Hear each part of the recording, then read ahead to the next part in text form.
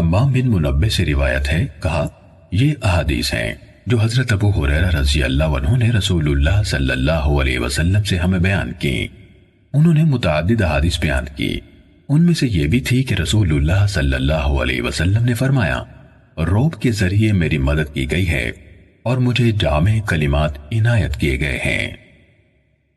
صحیح مسلم حدیث نمبر 1100۔ مالک اشعری رضی اللہ عنہ سے روایت ہے کہ رسول اللہ صلی اللہ علیہ وسلم نے فرمایا، پاکیزگی نصف ایمان ہے۔ الحمدللہ ترازو کو بھر دیتا ہے، سبحان اللہ اور الحمدللہ آسمانوں سے زمین تک کی وسعت کو بھر دیتے ہیں۔ نماز نور ہے، صدقہ دلیل ہے، صبر روشنی ہے، قرآن تمہارے حق میں یا تمہارے خلاف حجت ہے۔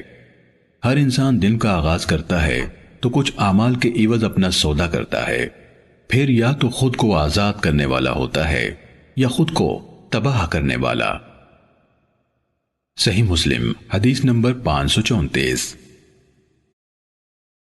وائل شقیق بن سلمہ سے اور انہوں نے حضرت عبداللہ بن مسعود رضی اللہ تعالیٰ عنہ سے روایت کی، انہوں نے کہا رسول اللہ صلی اللہ علیہ وسلم نے فرمایا، کسی بھی انسان کے لیے انتہائی نازیبا بات ہے کہ وہ کہے میں فلاں فلاں آیت بھول گیا ہوں، بلکہ وہ بھلوا دیا گیا ہے۔